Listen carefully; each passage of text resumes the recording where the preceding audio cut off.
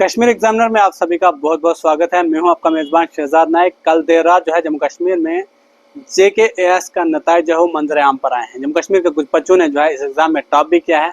उन्हीं बच्चों में से एक बच्चा जो है मेरे साथ है, जिनका नाम ऋत्विक गुप्ता है, जिनका ताल्लुक जो है जम्मू के तलातुलो इलाके से है, जो रहने वाले जो है तलातुलो जम्मू के हैं। इनसे हम बातचीत करने की कोशिश करेंगे। ऋत्विक, बहुत बहुत मुबारक पहले आपको। Thank you so much. Thank you sir, पहले बताइए मुझे थोड़ा अपनी लाइफ के बारे में कि आपकी पहले स्कूलिंग कहाँ से हुई, ग्रेजुएशन कहाँ से किया आपने, उसके बाद आपने कैसे सोचा कि मैं क्या करूँ? जी।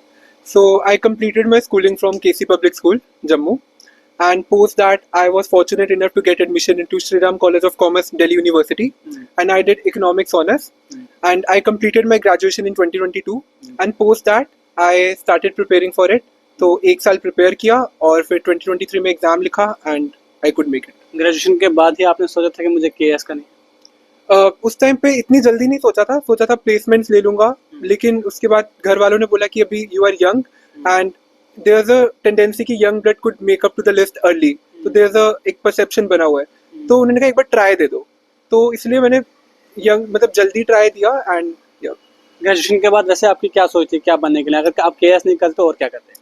तो मैं कॉर्पोरेट प्लेसमेंट्स में बैठता, तो मैं अभी कॉर्पोरेट सेक्टर में होता अगर मैं केएस नहीं करता तो। अच्छा, ऋतिक ने जो है आप KS कंप्लीट कर ली है, कौन सा महकमा जो आपको सबसे ज़्यादा पसंद है अगर आपको दिया जाए? मुझे एजुकेशन एंड हेल्थ सेक्टर, तो मुझे वो बहुत ज़्यादा फैसिनेट करता है and since I am an economics student, मैंने डेवलपमेंट इकोनॉमिक्स बहुत ज़्यादा डीपली पढ़ी है और as a we are a developing country, तो एक एजुकेशन और एक हेल्थ सेक्टर एक ऐसा एरिया बहुत क्रिटिकल एरिया है, तो ये मेरे को बहुत ज़्यादा क्लोज एरिया मेरे लिए। वैसे ऋतिक का फेवरेट सब्जेक्ट कौन सा है? मेरा फेवरेट इकोनॉमिक्स है, उसमें मैंने मेजर्स किया है, बट मेरा ऑप्शनल था political science and international relation. तो पॉलिटिकल साइंस एक इतना इंटरडिसिप्लिनरी सब्जेक्ट है, उसमें इकोनॉमिक्स भी आ जाती है, तो मतलब वही है मेरा सब्जेक्ट। पॉलिटिकल साइंस सिर्फ किताबें पढ़ने का ही शौक है या पॉलिटिक्स में भी शौक है आपको, मतलब है इंटरेस्ट? पॉलिटिकल साइंस में पॉलिटिक्स में as such I analyse politics, but वहाँ अभी जाने का कोई प्लान और ऐसा नहीं है। और इंटरनेशनल रिलेशन में I have like interest analysing foreign policy and stuff. मतलब पॉलिटिक्स को आप किस नज़र से देखते हैं, अच्छी चीज़ है या बुरी चीज़ है?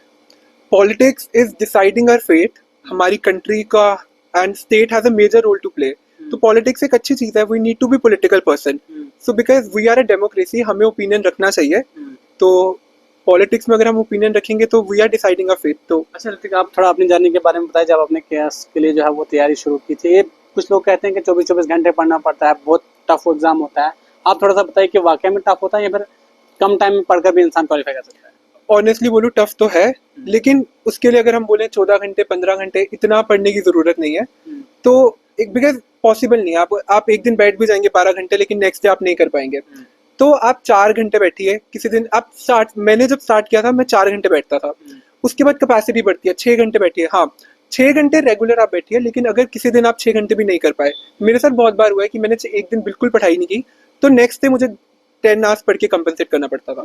आपके घर वालों की तरफ से आपको कैसा सपोर्ट मिला, और मुझे बताइए कि किस तरह का माहौल होना चाहिए इस KS करने के लिए, पढ़ाई करने के लिए कैसा माहौल होना चाहिए?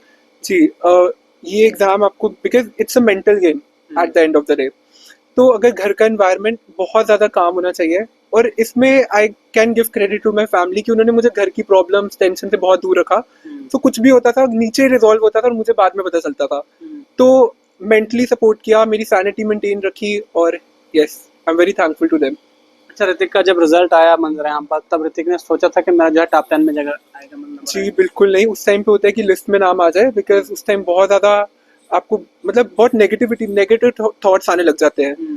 तो रैंक 10 तो मतलब मैंने नहीं सोचा था कि इतना अच्छा रैंक मिल जाएगा। जब रिजल्ट आया क्या फीलिंग थी ऋतिक की? सबसे पहले आई वॉज वेरी ग्रेटफुल कि इस साइकिल से बाहर आ गया, क्योंकि मुझे बहुत डर था कि आगे प्रीलिम्स है, बिकॉज जब मैं एक तरफ PDF देख रहा था, एक तरफ मेरी प्रीलिम्स की बुक्स खुली थी, क्योंकि 17 नवंबर को प्रीलिम्स है।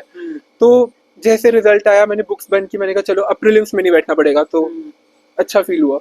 अच्छा ऋतिक, को लगता है कि अब मेरी जिम्मेदारी जो है खत्म हो गई है और जो है आगे आने वाला? नहीं, अभी तो शुरू हुई है, अभी तो आई थिंक अब बहुत ज़्यादा होगा, क्योंकि जो अभी मैंने सीखा है अब उसको प्रैक्टिकली इम्प्लीमेंट करने का टाइम आ गया है। तो now it's the start of the game. कोई ऐसा शख्स जिसे देखकर जो है ऋतिक थोड़ा मोटिवेशन हुआ हो, या उसको लगता हो कि नहीं इस शख्स ने किया, मैं भी कर सकता हूँ?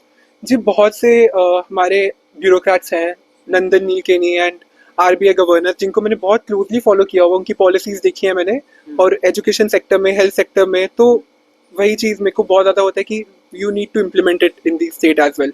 क्या केएस बच्चा जो है एक मिडिल क्लास फैमिली का बच्चा भी कर सकता है या फिर उसके लिए थोड़ा रिच बंदा होना चाहिए, मतलब उसको फाइनेंशियल सपोर्ट अच्छा मिलना चाहिए?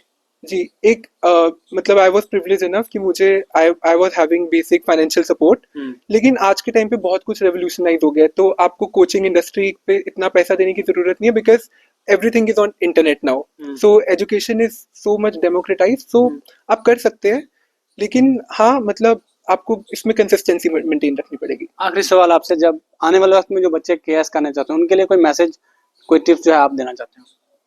टिप तो ये रहेगी कि आप एकदम कंसिस्टेंट रहिए, माइक्रो टारगेट्स बनाइए और उसको कंप्लीट करिए। और हाँ, इसमें लक का एक बहुत बड़ा रोल है, मैं उसको डिनाई नहीं करूंगा। और अगर आपके 2 या 3 अटेम्प्ट हो जाते हैं तो आप साइकिल पे रहे, लेकिन एक प्लान भी जरूर देखिए, क्योंकि ये प्रैक्टिकल थिंग है कि अगर आपका एक प्लान भी होगा तो आप बहुत अच्छे से इस एग्जाम को टाइम दे पाएंगे। Otherwise it would be very difficult, ना आप यहाँ पे कर पाएंगे ना आप वहाँ ध्यान दे पाएंगे।